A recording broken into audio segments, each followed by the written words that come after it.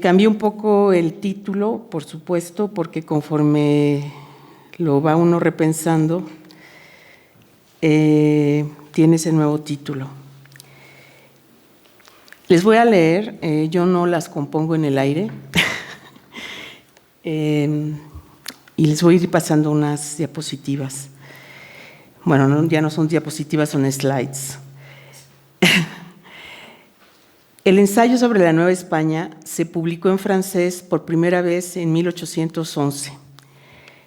Hoy es una obra bicentenaria, no solo por un simple conteo cronológico.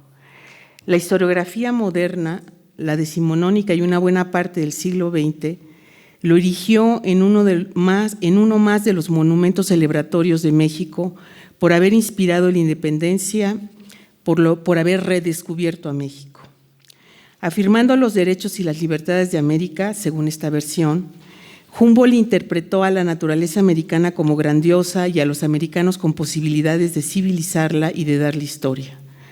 Para José Miranda, historiador autorizado en México, fue uno de fue uno de los más cabales adeptos de la Ilustración, o sea, Humboldt, le entregó plenamente su fe y fue movido o impelido en todo por sus ideales, contribuyendo a la difusión de las luces en la Nueva España. Esto lo dice José Miranda.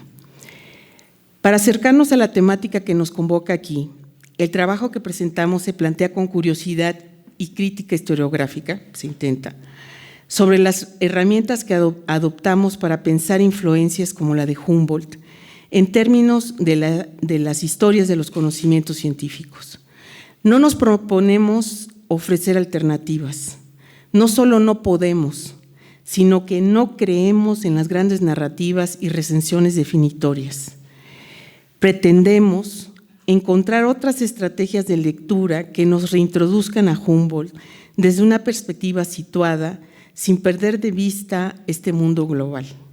Nos preguntamos cómo fue que el ensayo se volvió ese monumento casi incuestionable. Lo que parece es que los historiadores y políticos del siglo XIX y luego los del siglo XX, quienes al mismo tiempo que se opusieron a los trabajos estadísticos novohispanos sobre la población, erigieron el ensayo de Humboldt en referencia autorizada en esa materia. Humboldt sigue vivo, atrapado entre sus propias vivencias con los novohispanos, a quienes se opuso, al mismo tiempo que lo guiaron por esos reinos, y los mexicanos, que hoy insistimos en revivirlo. En 1833, José Gómez de la Cortina, exgobernador de México, participó en la fundación del Instituto Nacional de Geografía y Estadística. En 1839, en el boletín de ese instituto, publicó el ensayo, Población se llamó. Ahí no solo ofreció un análisis sobre la disciplina estadística, pone como punto de partida para describir y explicar a la población de la nueva república al ensayo de Humboldt. Leyendo a contrapelo, este ejercicio busca mostrar cómo bajo los sedimentos de esos distintos momentos, la colonia, el siglo XIX y hoy, el Humboldt del ensayo está implicado en las estrategias y prácticas políticas que crearon un objeto científico moderno, los censos y la población. A través de varias capas de la historia, que aquí solo se enunciarán, Humboldt se volvió parte de los argumentos que justificaban hacer aparecer unos objetos, haciendo olvidar otros. Especialmente, hablar de la población puso al centro un problema político que desde entonces hasta hoy atraviesa México. Y es la pregunta de ¿quiénes son los novohispanos y quiénes los mexicanos? No vamos a decidir aquí primacías de unos sobre otros, los criollos versus Humboldt o Humboldt versus los mexicanos, sino más bien lo que buscamos es situar desde México cómo fue que en el siglo XIX Humboldt se convirtió, no los novohispanos, en conocimiento ilustrado para describir la población mexicana. El texto está dividido en varias partes. Primero, presento a Humboldt y a un censo novohispano, luego Humboldt con los criollos, luego Humboldt con los mestizos y luego el conde de la Cortina, José Justo Gómez de la Cortina, el conde mexicano, y luego algunas reflexiones. Actualmente casi nadie se cuestiona cómo se inventaron los censos y las cifras sobre la población. Levantar censos a lo largo del siglo XIX fue una cuestión más bien problemática. Los gobiernos que se sucedieron a pesar del mandato constitucional que los obligaba a levantarlos, no lograban concluir el número de habitantes de la nación. Estos problemas hablan de cuestiones relativas a la legitimidad política de las mediciones que se supone el Estado debe de producir. Al buscar reconstruir estos problemas, nos topamos con la centralidad del ensayo de la Nueva España, de Humboldt. Para los funcionarios y los estudiosos de la estadística de la primera mitad del siglo XIX, los datos del prusiano se tomaron como punto de partida para recalcular los datos de la población mexicana, no los contenidos en los archivos novohispanos. Eso es importante anotar. Humboldt en el ensayo se declara un partidario de la aritmética política. También habla o la hace equivalente o sinónimo de economía política y de las estadísticas. No son lo mismo en ese momento. Adopta el modelo de las investigaciones estadísticas de Pochet, que es un francés que trabajó para el Bureau de Statistique y escribió un ensayo de se llama Ensayo de Estadística General o Essai de Statistique Générale de la France, que publicó en 1801, y Humboldt también cita profusamente a la aritmética política, pero en la versión de William Petty, que fue un inglés que vivió entre 1623 y 1687, que muchos de ustedes deben de conocer, y que publicó su famosa Arithmétique politique en 1690.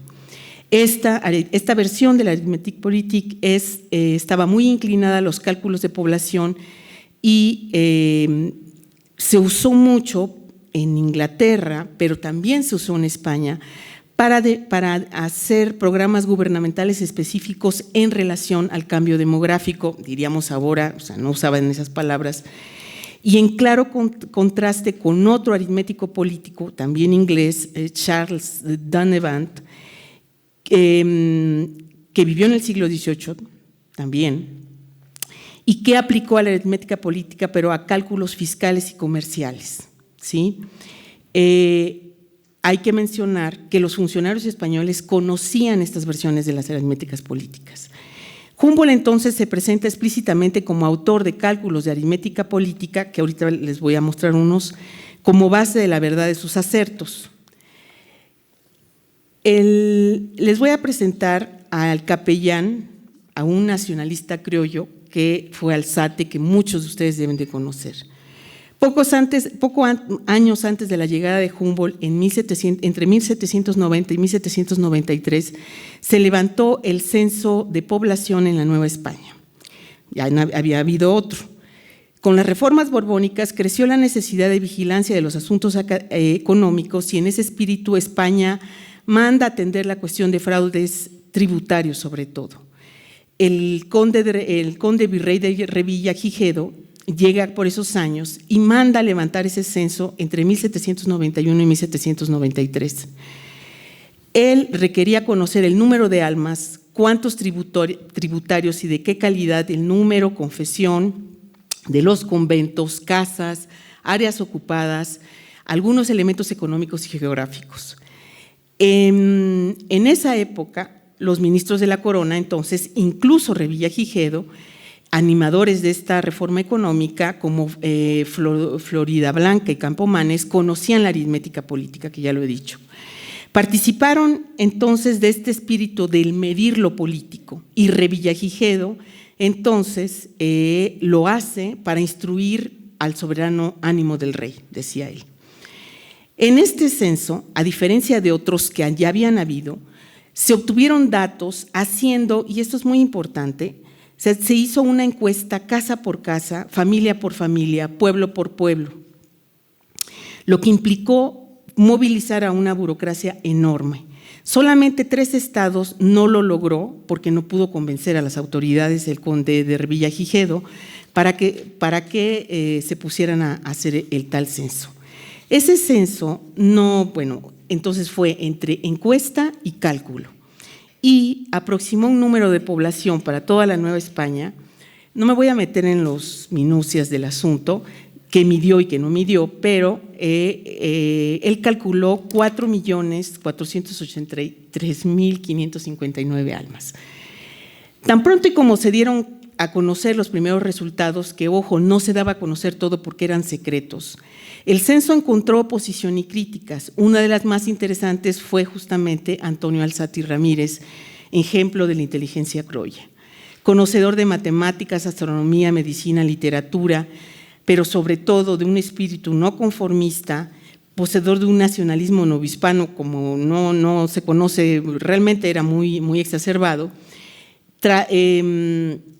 Se tradujo en exigir a las autoridades españolas que reconocieran sus conocimientos, sus invenciones, y entre ello hace toda una serie de cartas que le manda a Revillagigedo criticando su censo, ¿sí? Para él el asunto es muy importante porque los números, o con los números, como buen aritmético político, aunque él no se declara así, él dice, con los números se escribe la historia de una localidad, véase la Nueva España. El número de almas es una noticia, dice él. Si está infundado, ¿no?, el censo puede deformar lo que en el futuro, en la Nueva España o en Europa, se crea del lugar. Un censo de población, entonces, es un objeto de escrutinio, no solo administrativo para Alzate, sino también es un objeto de ciencia y también de política.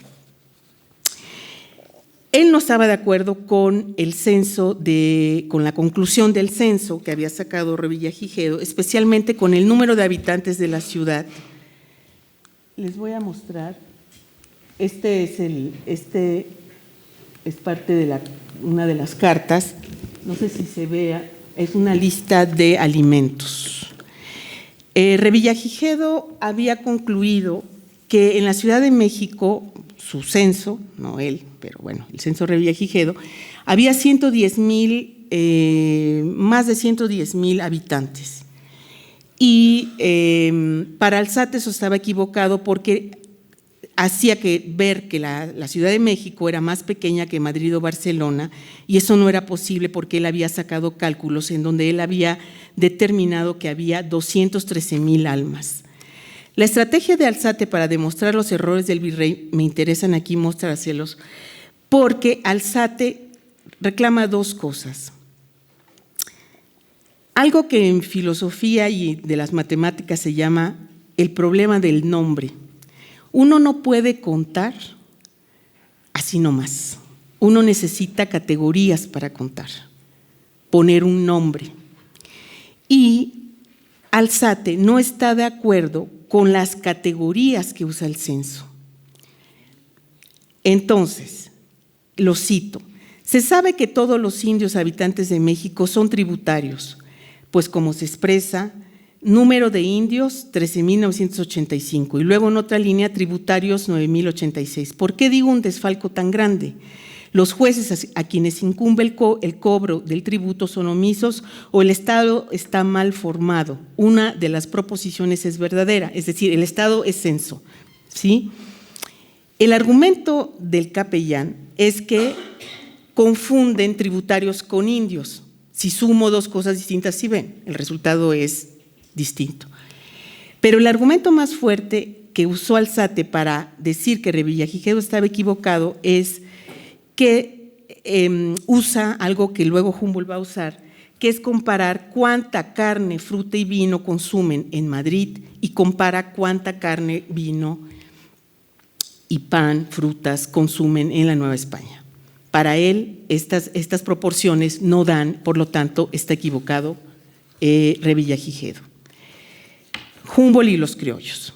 Cuando llega a la Nueva España, Humboldt estaba persuadido de que en España no existían investigaciones de economía política fundadas en números exactos, no antes de Campomanes y de Florida Blanca.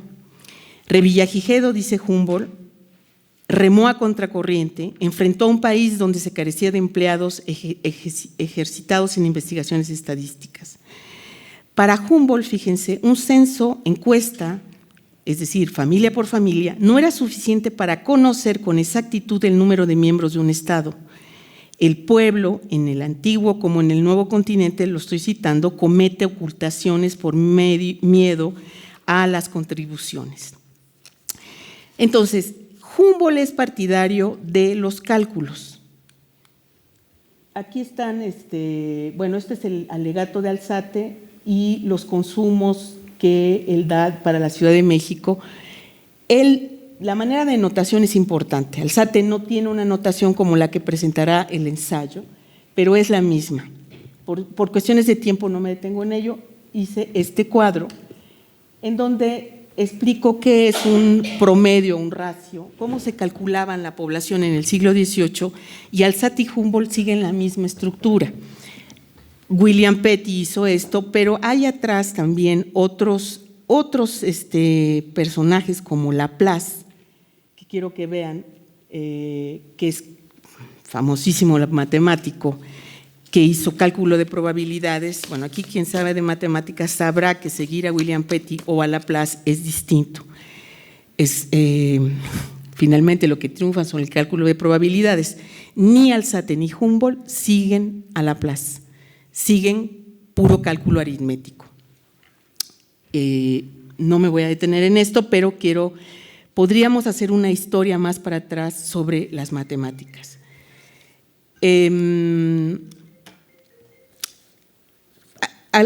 Humboldt será partidario entonces de cálculos de ese tipo. No me quiero detener a leerlos, pero como buen aritmético político, a él lo que le interesa es determinar el valor de lo político, es decir, sacar promedios, y uno de los promedios más importantes para él es la relación entre mortalidad y natalidad. Alzate, hubo otro novohispano que también lo hizo, Clavijero, pero aquí no lo analizo, es reconocido por Humboldt como un aritmético político, pero para Humboldt el error de Alzate y de Clavijero es que comparan Europa versus México. En lugar de ir haciendo proporciones de nacimientos y muertes, localidad por localidad, altura, llanura, clima frío, clima caliente, ¿sí? Ir desagregando, ¿sí? Para no sacar grandes inducciones. En general la estadística se cuida de las inducciones porque son un problema matemático y lógico. Eso no lo dice Humboldt, lo digo yo, pero él tiene la intuición. Entonces, esto es uno de los cálculos de Humboldt. Y si ven, lo hace pueblo por pueblo. Este es el número de muertos con respecto al número de nacimientos, ¿sí? Y a partir de ahí, él va calculando lo que dicen estas abstracciones, pero las va relacionando entonces con respecto a la cordillera, la montaña, etcétera. Estos cálculos aritméticos le permitieron a Humboldt hacer comparaciones luego globales. Una vez que uno tiene todo esto desagregado, él agrega, y es así como él empieza a hacer inducciones y dice que la Nueva España alcanzará a España y a los Estados Unidos en menos de un siglo. Él dice, a nivel del crecimiento de la población. Y Humboldt lo relaciona, este modelo ya para él es para relacionarlo con la perfección, la energía nacional y las instituciones sociales. Digamos que él ofrece un modelo para medir la civilización de la población. Hay un punto muy importante que los historiadores casi no atienden y dejan como sobreentendido y que quiero enfatizar aquí. Como Revillagigedo y Alzate, Humboldt se sirvió de las cifras de la población para medir sus grados de civilización. Se ocupó así del número de indios que él llamó americanos y de las castas. Especialmente le ocupó la relación entre las castas y las razas puras como uno de los temas más interesantes para la aritmética política. Se pregunta, ¿cuántos varones y hembras producen los indios? ¿Quién vive más y en qué regiones, españoles o castas? Es conocido de los historiadores que Humboldt admiró a los indios del pasado, al mismo tiempo que estaba convencido de que el régimen de feudalidad y despotismo los llevó a un estado, él lo dice, de abyección. La conquista, lo cito, hizo todavía más deplorable el estado de la gente común. Divide a la población de la Nueva España de su tiempo en blancos, españoles, indios y castas, formados por la mezcla de razas puras unas con otras, combinaciones con negros, mulatos, chinos, luego zambos, quinterones, etc. Según sus cálculos, existen cerca de 2.400.000 individuos mezclados, casi tantos como indígenas. El punto de Humboldt fue sacar de las mezclas al hijo del blanco criollo europeo y de un indígena, él los dice bronceado, al que hoy llama, o sea, sacó de los cálculos al hijo del criollo con el indígena, al que hoy, esa combinación, el nacionalismo mexicano llama mestizo. Dice Humboldt, por consiguiente, existen en México 69.500 de color y 67.500 blancos, pero un gran número de mestizos, 26.500, son casi tan blancos como los europeos y los españoles criollos. Fin de cita. Este punto, aparentemente sin importancia, tomó un lugar central en las relecturas decimonónicas del ensayo. En 1820 se publicó la Memoria sobre la población del Reino de la Nueva España de don Fernando y Noriega, aunque lo redactó en tiempos de la Nueva España. Navarro y Noriega, como otros de su tiempo, como sobrevivió a la Revolución de la Independencia, buscó deslindarse de su pasado y criticó a los gobiernos novohispanos porque no habían promovido los adelantamientos de una ciencia estadística ella tan útil. Para determinar una valoración política de la población, hizo cálculos y comparaciones aritméticas, como todo mundo lo hacía en ese tiempo. Navarro cultivó la memoria de Humboldt, aunque en un punto se distancia del ensayo. El motivo no fueron los cálculos, porque el varón no se equivocaba en cálculos, dice él. La cuestión refiere a las categorías, cuestión que ya Alzate había previsto.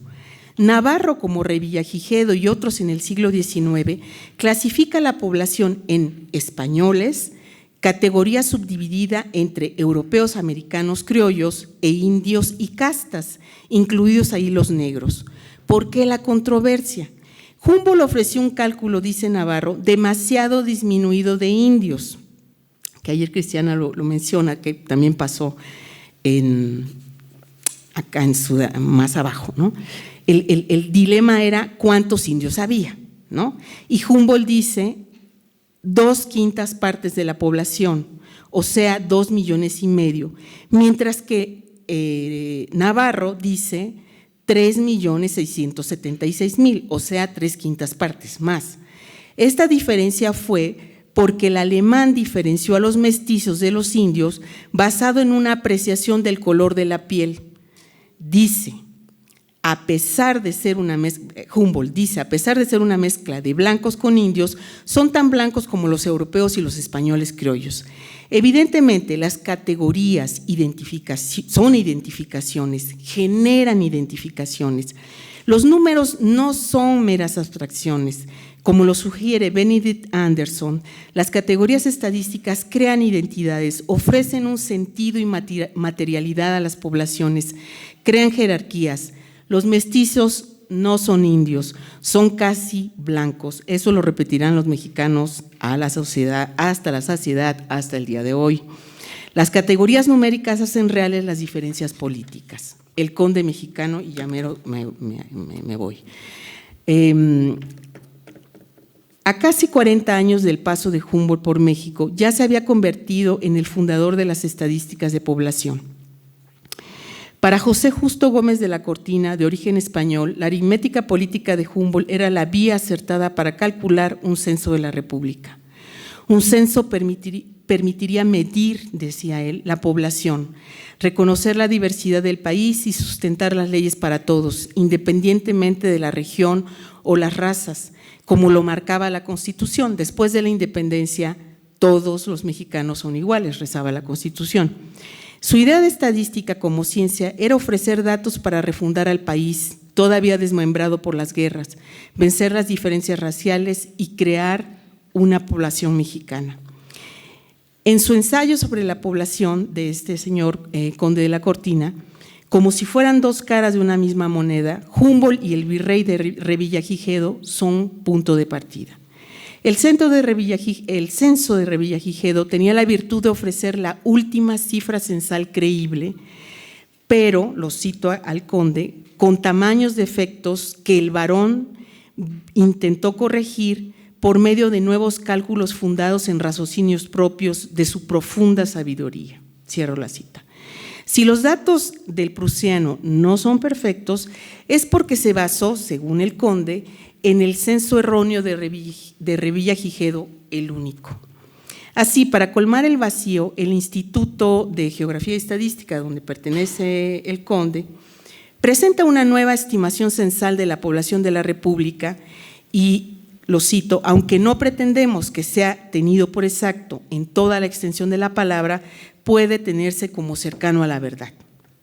Ellos propusieron para 1839, que fue publicado ese censo, que es un cálculo, 7 millones, poquito más, ¿no?, de habitantes en México. El conde se ocupó del grado de civilización, pero buscó medir mexicanos. Ya no se trataba de medir europeos. Esto es lo de Humboldt todavía. Esto es lo de Navarro, que se ve bastante feo, ¿verdad? Yo no sé cómo le hacen ustedes para hacer sus pepes tan lindos. Yo no puedo. Esto es el conde.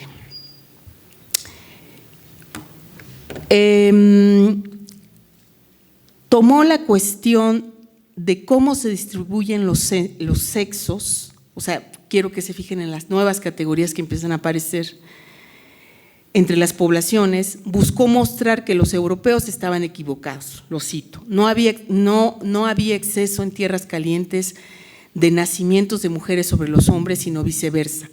Para José Justo Gómez de la Cortina es un error pensar que en el trópico hay más mujeres, porque esto era una leyenda que se venía repitiendo. Asimismo, comparó el número de criminales entre la Ciudad de México y París y encontró que en México, en 1838, por término medio, encarcelaban menos de un criminal al día, mientras que en París, cada 24 horas, se arrestaban entre 25 y 30 personas. Para él, las estadísticas mostraban la felicidad y corroboraban la promesa de civilización de México. Estas son sus estadísticas. Las divide también por estados. No sé si se vea bien. Esta es la estadística de criminalidad. Conforme el siglo avanzó, el siglo XIX, las descripciones de la población se complejizaron. Junto a las categorías raciales, aparecieron otras categorías que ofrecían medir a los contados con más allá de lo racial. Y empezaron a aparecer los pobres, los enfermos, los criminales. En 1895, 105 años después del censo de Revillagigedo, se levantó el Censo de la República, organizado por la Dirección General de Estadística, que se fundó en 1882. Con ese censo, que fue casa por casa, como el de Revillagigedo, se apagaron las estimaciones, acallando las categorizaciones raciales, aunque crecía la fama de Humboldt. Una mayoría coincidía en que el número de indios disminuía frente a la avallazadora presencia de mexicanos mestizos. Ya descontextualizado y hecho un monumento, el ensayo confirmaba, a pesar de las dudas, que numéricamente existía una población mexicana. No todos estaban de acuerdo, había dudas. El genio político liberal de la Reforma, Ignacio Ramírez, sentenció contundente, lo cito: levantemos ese ligero velo de la raza mixta que se extiende por todas partes y encontraremos 100 naciones que en vano nos esforzamos hoy en confundir en una sola. Para manejar esas 100 naciones, había versados en números y estadísticas que acuñaban categorías de la población para describir como existente una comunidad nacional.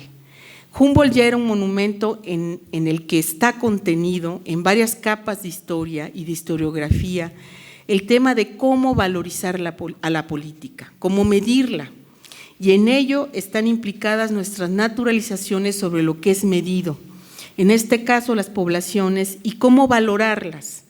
En este recuento, con sorpresa, encontramos que en ciertos puntos Humboldt y Alzate están cerca, pero también el conde y Humboldt comparten esa feliz visión sobre la náhuatl y su civilización. En sus similitudes se esconden capa por capa trozos de las naturalizaciones que nos tocan hasta hoy sobre las razones por las que pensamos que hay equivalencias entre la composición demográfica de una población y su grado de civilización y desarrollo social. Gracias. Neil, ¿nos escuchas? Sí, yo te escucho muy bien. ¿Tú a mí? Te escucho perfecto, todo el mundo te escucha bien. Estás en un gran salón, no sé si nos puedes ver. Te veo a ti por atrás. Veo a Irina. Bueno, mira, hay como 500 personas fuera esperándote. No, no es cierto. Mira, lo que vamos a hacer es lo siguiente. Tú vas a hablar por media hora y después va a haber una sesión de preguntas y respuestas y después ya puedes irte a lo que tengas que hacer. ¿Te parece bien?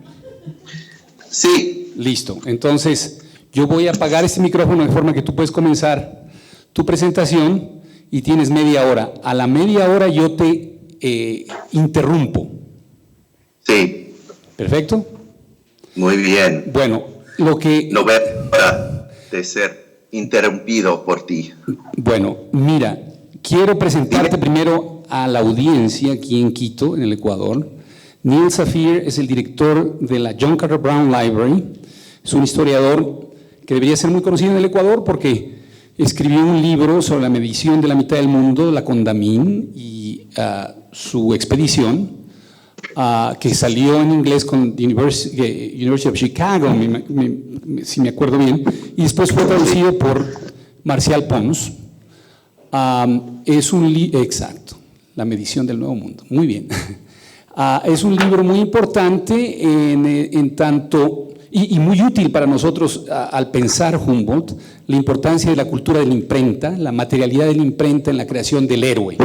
Hemos estado aquí trabajando sobre esa idea de cómo se crea este discurso hagiográfico de Humboldt y cómo él logra usar sus conexiones a la imprenta parisina y la producción de ciertos textos, por ejemplo, plantas equinocciales, hablamos ayer sobre ese caso, donde a través de la producción material del texto logra ocultar, ofuscar el origen de muchas ideas y de muchas láminas y de mucho material que viene de mutis como regalo.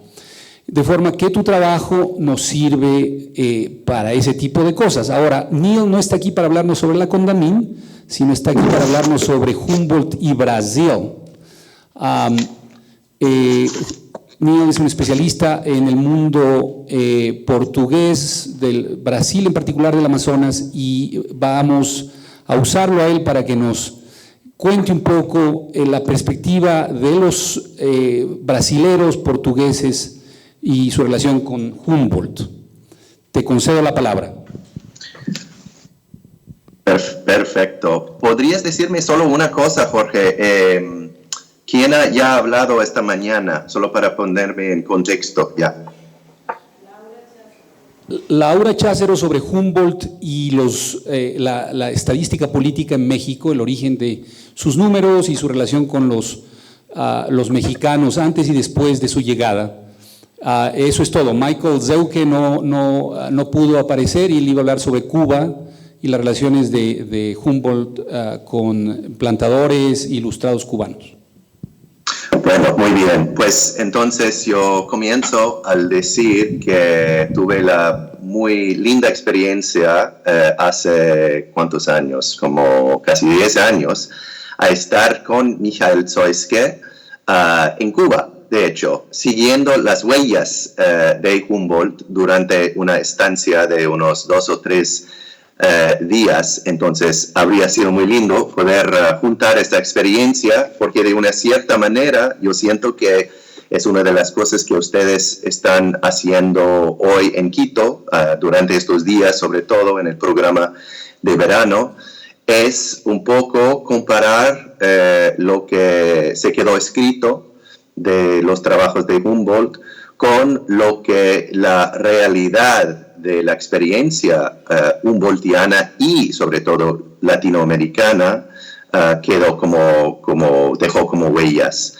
Lamento muchísimo no estar con ustedes. He estado siguiendo por Facebook y otros medios algunos de los comentarios que han dejado, que me parecen muy pertinentes y muy importantes para una reflexión no solo en el héroe Humboldt, sino en cómo se escribe la historia hoy y cómo lidiamos con las herencias que tenemos de forma escrita y también las otras formas de conocimiento que se puede usar y aplicar a este tipo de situación.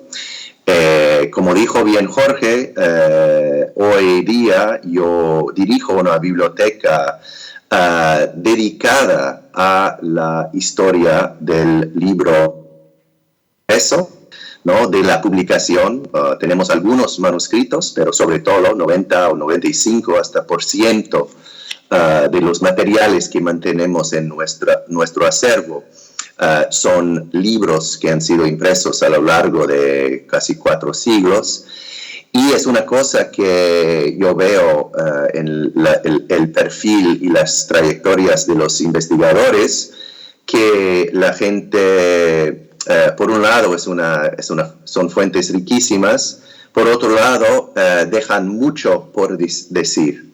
Y yo creo que el interponer y interrelacionar los libros con otros tipos de fuentes y de materiales, de tradiciones orales, de tradiciones arqueológicas, de otras formas de conocimiento es extremadamente importante. Entonces los felicito mucho en el trabajo. Ahora tengo que decir, y esto va a quedar obvio, yo creo que no soy un Humboldt hater, y que he tenido que lidiar a lo largo de mi trayectoria como historiador con mi interés y hasta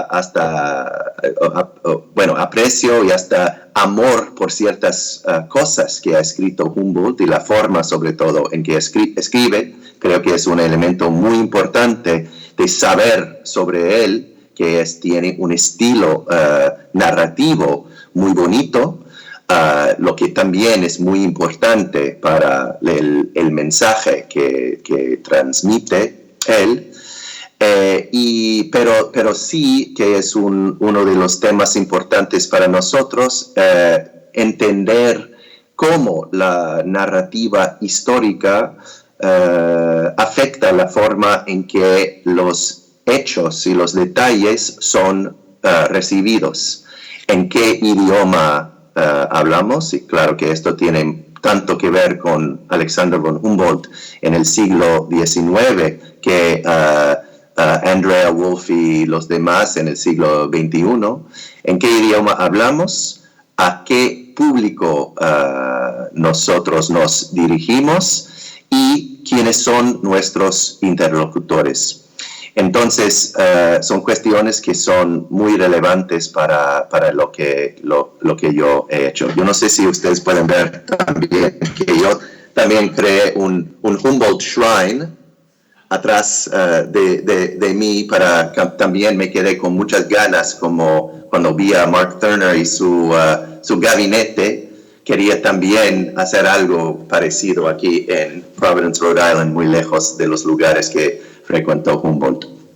Bueno, lo que quisiera hacer en el tiempo que me queda es hablar un poco del conocimiento que va más allá de las fronteras geográficas, y también los procesos por los cuales el conocimiento circula a través de objetos, libros y personas.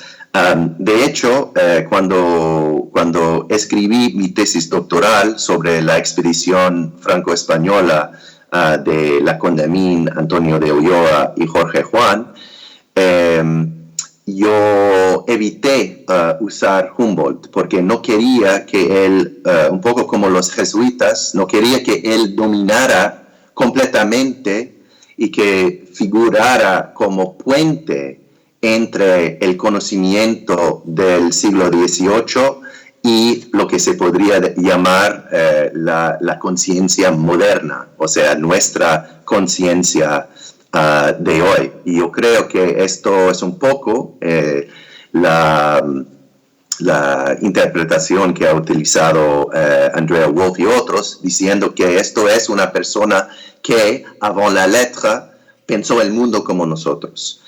Y entonces yo quería en un primer momento reentrar en la conciencia, en el conocimiento de las figuras del siglo XVIII, como la Condamine sobre todo, pero también como Pedro Vicente Maldonado, Juan Mañá, claro que Ulloa y los demás, y los otros actores. De una cierta manera, yo siento que Humboldt crea una especie de, no solo crea una especie de pared de humo, porque es tan límpida su prosa que parece que él estuviera hablando con una claridad completamente sin instrumentalidad. Y claro que el trabajo que ustedes están haciendo y que nosotros hemos hecho a lo largo de una década, por lo menos 2 décadas, ha intentado manipular esto de una forma diferente. Para mi libro, yo sentí que Humboldt sí tenía un papel importante. Y de hecho, el primer capítulo de mi libro, La medición del Nuevo Mundo, comienza con una reflexión de Humboldt sobre la destrucción de las pirámides que la Condamine ayudó a construir en el llano de Yaruquí para conmemorar justamente las mediciones que él hizo. Y yo uso esa frase si lo puedo encontrar aquí,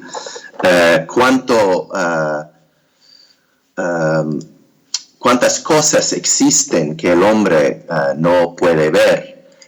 Yo uso esta frase un poco para comenzar a reflexionar sobre otras formas de conocimiento que también no son tan evidentes en el discurso de Humboldt. Y utilizo eso para mostrar una relación entre las fuerzas ocultas del conocimiento y lo visible y observable, que es una reflexión que Humboldt hace, pero ahora estamos aplicando su forma de pensar y su forma de observar un poco contra él. Lo que yo uso para pensar la presencia o ausencia de Brasil en el trabajo de Humboldt, imaginando que Brasil fuera, como muchas otras formas de conocimiento, una de esas fuerzas ocultas. Y al hacer esto, comienzo con el trabajo importantísimo en la historiografía brasileña de otro alemán o prusiano, Carl Friedrich Philipp von Martius, que hizo yo creo que se dice elogía, ¿no? al final cuando se muere alguien, en la Academia de Ciencias de Bavaria, el 28 de marzo de 1860, en la cual él dice la grandeza de Humboldt no se puede unir en un retrato singular. Entonces, esto ya comienza a crecer desde entonces, si no creció antes, esa idea de la necesidad de mostrar a Humboldt por muchos ángulos diferentes, muchas formas distintas, muchas perspectivas. El mundo brasileño conoce, y el mundo lusófono en general, conoce von Martius como el autor de un tratado importantísimo que se llama Cómo se escribe la historia de Brasil, casi tan importante como cómo se escribe la historia del Nuevo Mundo de Jorge Cañizares. Pero él en esa obra, él describe las tres corrientes fundamentales de la sociedad brasileña, la europea, la africana y la amerindia. Y de una cierta manera, él cree el mito también de una armonía entre estas partes diversas, pero unidas en la formación de la sociedad y de la cultura brasileñas. Él también hace hincapié en el hecho de que Humboldt, a Humboldt le gustó mucho reflexionar sobre las observaciones y las medidas de los demás. Y él, pero al mismo tiempo, él describe la superioridad de su prosa, lo que él llama de prosa elegante, y de su estilo descriptivo. Entonces, de nuevo, es el reconocimiento de cuán importante es la forma de escribir, casi más importante que la forma de proceder. Entonces, es evidente que Humboldt está por el trabajo de von Martius, y voy a hablar de esto un poco al final, muy importante para la historia que se escribe en Brasil, sobre Brasil. Ahora, para entender en un primer momento cómo Humboldt escribió sobre Brasil, tendríamos que comenzar por una obra poco conocida. La verdad es que me gustaría saber si ustedes han trabajado o han hablado de esto, publicado en París en 1836, que es el Examen critique de l'histoire de la géographie du nouveau continent. Es una obra de 5 tomos, disponible bajo forma digital, que habla del progreso de la astronomía náutica en el siglo XV y XVI, y donde él muestra que Brasil aparece por primera vez en 1367 como ínsula de Brasile, al lado de los Isole Dicte Fortunate y la isla de San Brandano, ¿no? Estas son islas del archipiélago de las Antillas, incluso la isla de las 7 ciudades, tal vez según Humboldt, los Azores.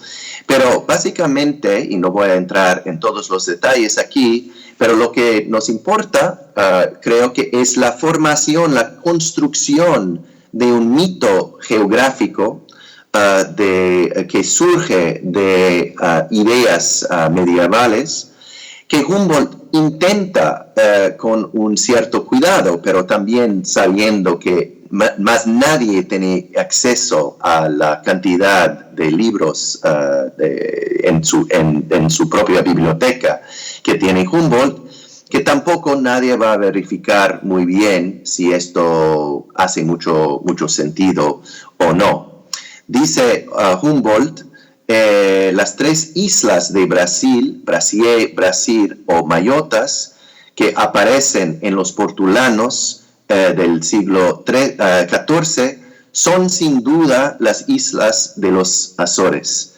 Tal vez el nombre Antilia, que aparece por primera vez en un mapa veneciano de 1436, es nada más que la forma portuguesa de un nombre geográfico árabe. Entonces está buscando en esta memoria la formación de Brasil al cruzar estas formas distintas de la geografía árabe y portugués. Ahora, esa fusión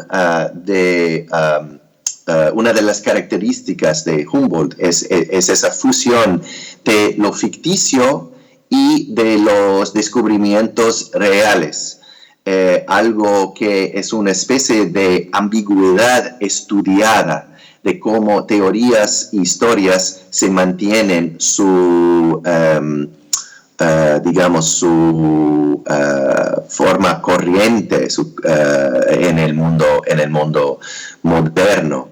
Pero también facilita de una cierta manera la peregrinación de ciertos elementos geográficos a través de diferentes territorios. O sea, la idea de un Brasil existía y circulaba muy antes de la presencia territorial de un Brasil verdadero, descubierto o imaginado por los portugueses.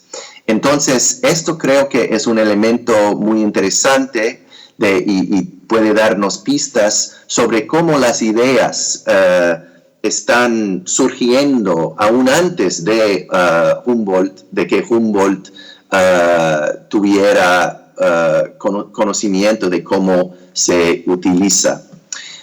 Y de hecho, voy a hablar al final o tal vez en las preguntas sobre un documento muy interesante que aparece en la historia sobre la Nueva España, que nosotros tenemos el privilegio de guardar en nuestra colección en la John Carter Brown Library, que es un mapa de Alzate. Y si no recuerdo de acabar con esto, y si acaba mi tiempo, por favor, recuérdame y yo hablo de esto en las preguntas.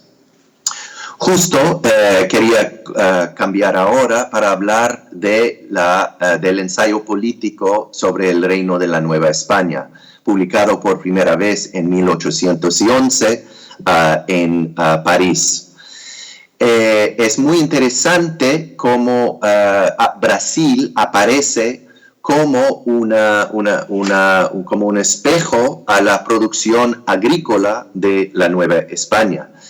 Por ejemplo, en una sección sobre las plantas útiles de México, Humboldt reflexionó que él no había visto en ninguna de las colonias españolas la alcachofa que al parecer, de hecho sin haber visto, porque es un punto importante, Humboldt nunca pisó en Brasil, fue barrado por las autoridades portuguesas, que hasta hoy sigue siendo una vergüenza para los movimientos científicos y las comunidades científicas brasileñas, lo que también sería un tema interesante para discutir hoy, como Humboldt todavía trae consigo una cierta legitimidad científica que los historiadores y la comunidad científica en Brasil quisiera, de hecho, pertenecer. Pero me parece que en algunos de los textos tempranos, esa alcachofa fue asociada a los tupinambás y como también la producción de algodón y su importación a Europa también entró en perspectiva comparativa con Estados Unidos, con las Antillas inglesas, con el Portugal, o sea, Brasil, las Indias orientales y otras partes del mundo. También el tabaco brasileño fue una cosa mencionada por Humboldt y otras cosas. Pero son cosas un poco, digamos, esparsas, ¿no? Son cosas un poco aleatorias que Humboldt usa para crear una semblanza, una imagen de una forma, digamos, comparativa de las Américas que aprovecha de ciertos detalles de varios lugares para poner cada espacio, sea los Andes, sea México, en una perspectiva comparativa. Sin duda, una de las discusiones más importantes de la América portuguesa está en la serie de libros Voyage aux régions équinoxiales du Nouveau Continent, publicado en París entre 1815 y 1831, sobre todo relacionado a la frontera disputada de la región del Río Negro entre el mundo español y el mundo portugués. Él no concibe, sin embargo, estas regiones solamente en términos políticos, sino como zonas de contención que se extienden desde lo que él llama las partes cultivadas de las colonias hasta las regiones desiertas cuya expansión es sin conocimiento. Entonces, al reconocer la importancia de esta tierra productiva para la sociedad colonial, también Humboldt reconoce que los residentes de estas sociedades solo se levantan, digamos, cuando hay una disputa en cuestión. Dice, y lo cito, todos los lugares donde el pueblo no tiene instituciones fundadas en libertad, el espíritu público no se levanta si no es cuestión de extender o disminuir las fronteras del país. Entonces es muy interesante aquí que la crítica que hace Humboldt de una política, digamos, o una conciencia fundada en intereses políticos. No sé si esto es una cuestión que ha sido contemplada o no, pero creo que en este caso es muy importante para hablar de eso. Pero es también son los indios, los indígenas en la historia del Río Negro que tal vez fornecen las historias más interesantes. Sobre todo la perpetuación de ciertos mitos y leyendas como los de las piedras de Amazonas, por ejemplo. Según Humboldt, estas poblaciones indígenas acertan que, siguiendo una tradición antigua, que las piedras amazónicas derivan de un país de mujeres sin maridos o que viven solitas. Esta cuestión de la existencia de guerreras amazónicas fue de una importancia fundamental sobre la cuestión de las piedras amazónicas, minerales que Humboldt vio como un legado de las poblaciones más tempranas a vivir en la región del río Amazonas. Muy importante porque él no creyó que las poblaciones actuales del Amazonas eran capaces de trabajar técnicamente suficiente para crear ese tipo de piedra. Esto es también un discurso muy parecido al discurso utilizado por Antonio de Ulloa cuando él hablaba de las poblaciones locales de Quito, ¿no? de los indios de Quito, en el sexto libro y sexto capítulo de su relación histórica. Entonces, esto también es una especie de decalage entre lo que dijo de las formas antiguas y las formas de sus observaciones actuales, que también nos cita lo que hace y lo que observa, pero sin embargo, esto es una cosa muy importante para él. Bueno, estoy llegando al final. Quería hablar un poco de más dos cosas en el mundo brasileño antes de acabar. Uno es la revista del Instituto Histórico y Geográfico Brasileño, lo que los brasileños llaman de la revista del IHGB, en el cual Humboldt salió publicado justamente por motivos de intereses políticos entre los españoles y los portugueses.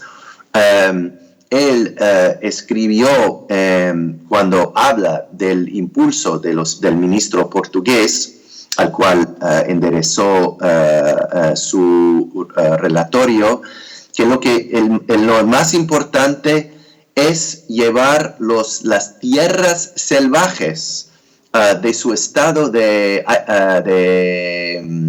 aislamiento y abandono industrial y de pacificar las antipatías nacionales para el beneficio de un libre sistema de navegación. Bueno, esto evidentemente es texto que interesa y que, sería bienvenido desde la perspectiva de un imperio portugués, brasileño, queriendo abrir sus puertas al comercio exterior. Entonces también Humboldt está utilizado por una imagen industrializada, contemporánea, conectada, globalizada de la región amazónica. Y el centenario de la muerte de Humboldt fue otra ocasión en 1959 para hablar de las contribuciones de Humboldt en esta perspectiva. Bueno, no voy a hablar, pero hay todo un tema a ser discutida sobre el ilustre Humboldt en los relatos de viaje del siglo XIX. Personas como Auguste de Saint-Hilaire, por ejemplo, Johann Moritz Rugendas, Thomas Ender y el propio Martius, que sigue siendo una extensión de esta presencia alemana, de una cierta forma supuestamente neutral en términos de las evidencias significativas que ha traído Humboldt. La verdad es el príncipe Maximilian zu Wied-Neuwied, que tal vez da la indicación más explícita de la autoridad simbólica de Humboldt de una generación de viajeros.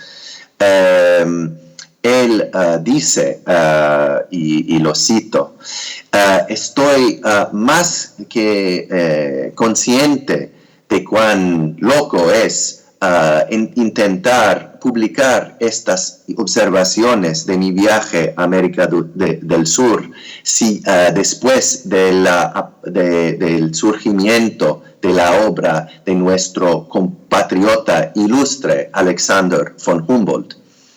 Pero la buena voluntad puede suplir una pobreza de recursos. Bueno, pobreza de recursos no tenía para nada, tenía muchos recursos, entonces es una forma retórica. No pretendo que lo que estoy dando es perfecto, pero espero que los que saben algo de la historia natural, la geografía y de los hábitos y costumbres de cada nación encontrarán en mi material una contribución que no